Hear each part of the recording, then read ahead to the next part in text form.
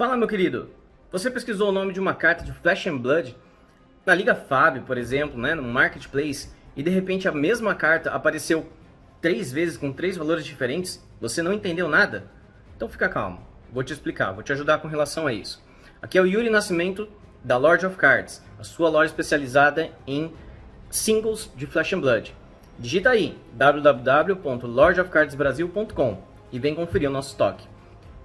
Curte, compartilha, deixa o seu joinha aí, né? Vamos que vamos, para você entender melhor o que a gente está querendo dizer aqui, ok? Bom, pessoal, hoje a gente vai estar utilizando o playmatch de Bright Lights, tá? A última edição que saiu aí de Flesh and Blood, é a edição dos mecanologistas, como plano de fundo para o nosso vídeo, ok? Você pode perceber que nesse playmatch, né, o nome de cada parte dos campos, né, de uma batalha de Flesh and Blood, aí, né, de um duelo de Flesh and Blood, não está escrito conforme no outro playmatch que a gente estava utilizando. Se você ainda não aprendeu o nome de cada uma das partes do campo, dá uma olhadinha no nosso vídeo anterior, com certeza você vai entender melhor o que vai estar sendo colocado aqui.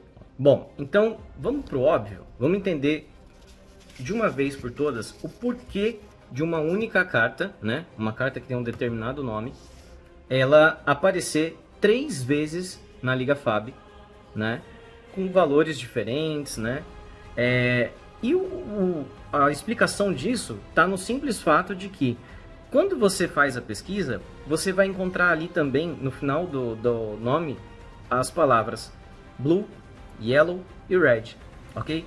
Que são essas cores que aparecem na barra logo acima da carta, tá? Na parte central, superior, né, da carta de Flesh and Blood. E ela serve para quê? Para você diferenciar a quantidade de marcadores de pitch que essa carta pode gerar, ok? Então, a carta azul, ela vai gerar, observando o canto superior esquerdo, 3 marcadores de pitch, 3 bolinhas vermelhinhas ali, ok? A carta amarela, ela gera 2 bolinhas vermelhinhas, né? 2 marcadores de pitch. E a carta vermelha gera apenas 1 marcador de pitch. Por que que é importante eu ter as variações, né, de cartas azuis, amarelas de uma mesma carta?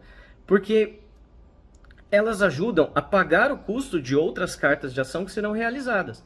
Então, se eu tenho uma carta que custa 3 e o custo da carta está no canto superior direito, né, eu não consigo realizar aquela ação utilizando, por exemplo, o pitch de uma carta vermelha, que só vai me dar um marcadorzinho, né? Ou de uma carta amarela, que só me dá 2 marcadorezinhos. E então, eu teria que utilizar uma carta azul para pagar aquele pitch. Ah, mas eu não posso acumular uma amarela e uma vermelha? Pode, mas aí você está gastando 2 cartas da sua mão para gerar a energia que você precisa para pagar o custo de uma carta, né, que você precisa realizar aquela ação naquele momento. Bom, para vocês entenderem melhor, então, eu vou colocar como exemplo aqui a carta Herald of Rebirth, tá? A carta Herald of Rebirth, ela tem o custo de 2 marcadores de pitch, tá? Você vai olhar no canto superior direito dela, esse custo aí, tá? Ou seja, uma única carta que ela é vermelha, né? Ela tem ali a possibilidade de gerar um único marcador de pitch, ela não paga o custo da Herald of Rebirth, tá? Precisaria então de 2 vermelhas, ou de uma amarela, ou de uma carta azul, mesmo que sobrando um marcador de pitch, para pagar o custo dessa Herald of Rebirth, tá bom? Então, muita gente, ao ouvir apenas essa explicação, vai pensar o seguinte: nossa, a carta azul então ela é muito mais vantajosa do que as outras, porque ela me dá mais marcadores de pitch, ela me dá mais energia para conjurar, né, para realizar uma determinada ação, tá bom? Porém, não é verdade, né? Se você olhar agora no canto inferior esquerdo dessas cartas, você vai ver o poder de dano que essa carta pode causar no seu oponente, tá? A carta Herald of Rebirth azul, ela tem um poder de dano de 5 marcadores de poder, tá? Então ela causa 5 de dano no herói adversário. A carta amarela sobe um pouquinho, vai para 6, e a carta vermelha dá 7 de dano no herói adversário.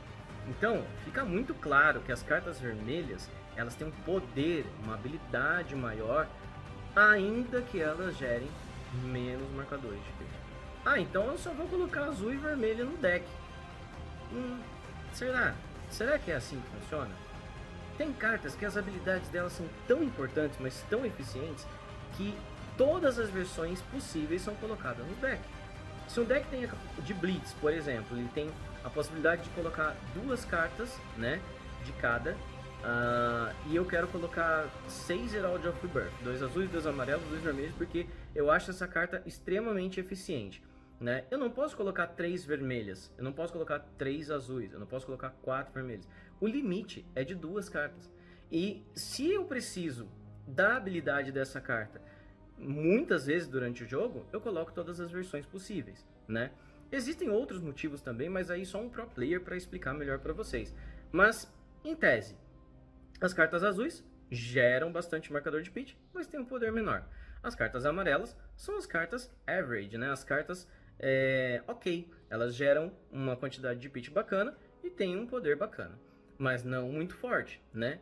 Tanto para uma coisa quanto para outra. As cartas vermelhas são péssimas para gerar pitch, mas às vezes o seu deck precisa apenas de cartas vermelhas. E elas têm um poder muito grande, uma habilidade muito grande. Outro exemplo que eu estou trazendo para vocês aqui é a carta chamada Phantasmify. Ela não é uma attack action, né? Ela não é uma carta que vai causar dano no adversário.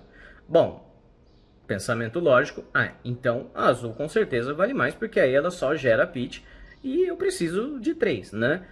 Não, porque a habilidade dela é de aumentar o seu poder de ataque da próxima carta de ação que você for realizar de ataque, tá bom? Então, se você olhar o texto da Phantasmify, por exemplo, você vai ver que ela, azul, gera 3 a mais de poder para sua próxima ataque action. E aí, logo abaixo, você tem a palavra Go Again para você poder realizar uma nova ação. Vamos lembrar aí que você só tem um ponto de ação por turno, tá ok?